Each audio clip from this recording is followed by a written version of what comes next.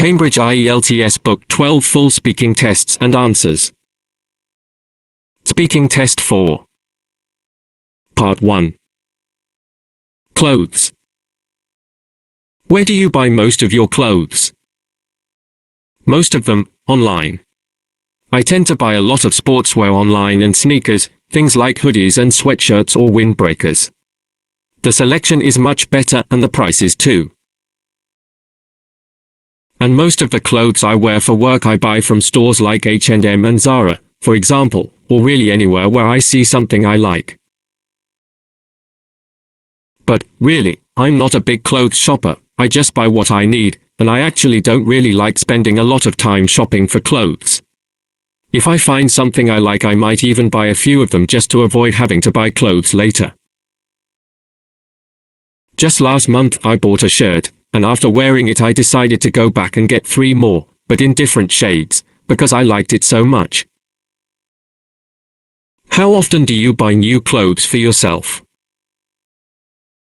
On average, I would guess it's about once a month I buy some form of clothing. If I buy online unless it's really urgent, I tend to wait until I need a couple of things and then get them delivered. On the other hand, if I specifically go shopping for some clothes, I usually have a good idea of what I want to buy, and when I find something, that's it, I buy it, and job done. Sometimes I buy a lot in one shopping trip, and sometimes it's just one item I specifically look for. It all depends on what I need and what I see when I'm out shopping. How do you decide which clothes to buy? Firstly, based on need, how many shorts and pants, etc. I need for work and other occasions, with a bit of variation, to make sure I have enough to last at least a week. So, I probably have about 5 to 7 pairs of formal pants, around 10 formal shirts, and then maybe 3 pairs of jeans and several casual tops and t-shirts. And then there are the clothes I wear for sports and going to the gym. I buy those depending on how long they last. So for example, I know that a pair of shoes will last me around 4 months or so plan to replace them after that. Every 6 months or so, I tend to change most of my wardrobe, so I tend not to have too many clothes at any one time but replace them regularly. Have the kinds of clothes you like changed in recent years? No, not really. I wear more formal clothes than I used to when I was a student, but apart from that the clothes I like are pretty much the same. They have to be comfortable, a good fit, and functional. I'm quite conventional when it comes to clothes, so I wouldn't say I'm a fashionista or anything like that. I just buy what I need and like, and that's it. I tend to follow general trends rather than high fashion. So, for example, I'll buy clothes in colors that are current for the season, or the cut of jeans or pants that is current, but I don't always go for the absolute latest in fashion if I don't like the way it fits or looks on me. Part 2. Describe an interesting discussion you had about how you spend your money. You should say who you had the discussion with, why you discussed this topic, what the result of the discussion was, and explain why this discussion was interesting for you. Sample answer. A few months ago, I had an interesting conversation with a friend about some of my financial expenses. I was facing financial difficulties and there was a lot of disorganization in my expenses, which was reflected in the imbalance between my income and payment of expenses that I had at the end of the month, and the fact that my cash flow was worse than I had expected. My friend was an international business administrator, and several years ago he had started his own business, and that involved a lot of organization and strategy when making payments, investments and even income, as he wanted his company to grow and strengthen day by day. He told me that the change from being employed to working independently was difficult because it required greater autonomy and responsibility. The money that came to him was not only deposited to his account to spend, he had to look after it and distribute it in such a way that it would cover the different expenses and investments, and in addition he had to keep the accounts thoroughly balanced, to avoid any losses. He made me some recommendations about the management of my money, one of which was to save 10% of my salary every month, as difficult as it seemed. Typically, I prefer to purchase things or make a trip, but the main thing is to save 10% and put it aside, like untouchable money, that could be used for any eventuality, unexpected situations, health difficulties, an emergency, house repairs, basically anything unforeseen. Mattress of money, as he called it, can get you out of any mess at a particular moment. Another recommendation that he gave me was that I should plan my trips and purchases. Many extra expenses are incurred when people buy something expensive in the spur of the moment or go on a trip without previous planning. Sometimes, the same item can be purchased at almost half the price with some planning and a bit of shopping around. And travel tickets are always cheaper in the off-season or low season. Organizing your year thinking about some big purchases like a computer, a new camera, a couple of vacation trips will be able to focus your finances, so you can buy at the most appropriate times and save money. It was a very useful conversation that I had with him, and even though he only gave me 2 recommendations, they are simple things that helped me to reduce my expenses and to think better about my financial planning and economic situation. Part 3. Money and young people. Why do some parents give their children money to spend each week? This is something that a lot of parents OD here. My parents used to give me a certain amount of money each week that I was allowed to spend. I know why my parents did it, and I guess it's the same for many others. It's to teach children about the value of money and basic financial budgeting. My parents never told me what to spend my money on, but they did explain to me that I should save some it and not spend it all at once.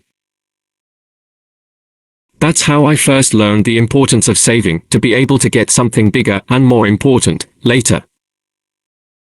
It's a good way of teaching children financial responsibility and the value of money, and also delayed gratification, being willing to wait until later to get what you want and not always wanting everything instantly. Do you agree that schools should teach children how to manage money? It's a good idea if they are taught the basics of economics, yes. And money management is a life skill, so it should be taught in school so that all children have a clear idea of the value of money, how to manage it, and how to make the most of it. It's an important lesson to learn so that as adults they can avoid many financial problems later in life. Do you think it is a good idea for students to earn money while studying?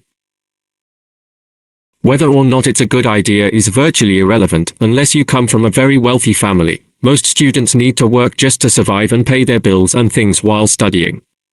Student loans are very expensive and not every family has enough foresight to save enough money to send their children to university. When I was at university, I think about half of my class had some form of work that they earned money from while they were studying. It was essential.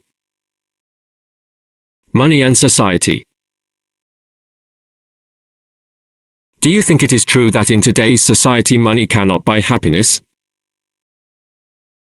It's a fact. It's been proven in studies that once you earn enough to meet all your basic needs such as housing, food, clothing, etc., the more money you earn does not make you happier. But, and it's an important but, everybody has problems in life, but it's generally easier to deal with problems when you have enough money to take advantage of solutions. Being poor and having problems and not enough money to do anything to improve your situation is really frustrating. So, it depends on how comfortable you are as to whether money will make you happier.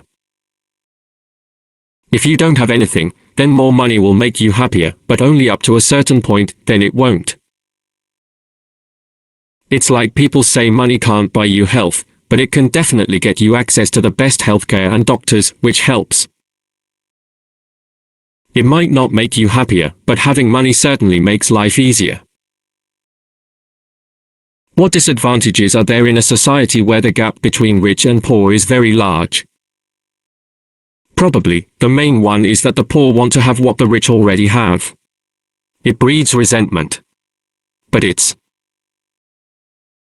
not as simple as redistributing wealth, as some people seem to think. Wealth is not a finite resource, so just because one person has a lot doesn't mean that, for example, I have less. Anyone can create more wealth, but it generally takes a long time.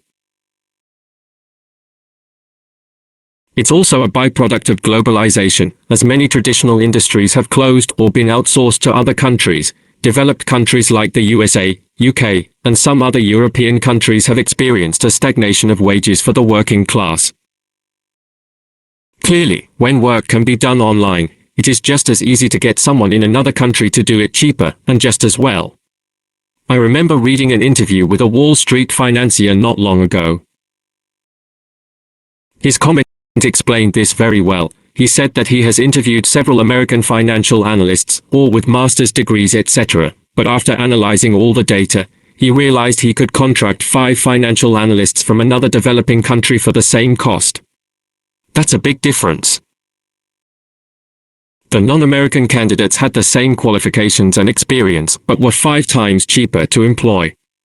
So now employees in developed countries are competing with employees in developing countries for the same work, which will push salaries down for those in the developed countries. It's a balancing act, which is rebalancing the value of workers on a global level in certain types of work, usually tech-related or work that is not location-specific. Do you think richer countries have a responsibility to help poorer countries? In very general terms, yes. Helping other countries to improve their economy is good for everybody, but over the long term, it also changes everything. Developed countries need markets to sell their products to, so helping develop emerging markets serves their interests and the interests of the developing country also. But if you think about it, eventually a developing country will become a developed country, and what then? As more and more business is driven by technology, and technology is now available to almost every country, it is just a matter of time before there is less difference between developed and developing countries in terms of ideas, innovation, and business models. The first responsibility of any nation is to protect its own citizens. There is also a moral responsibility to help those who need help in times of crisis, etc. The fact that many countries invest in developing countries is driven by business and making a profit, rather than altruistic motives.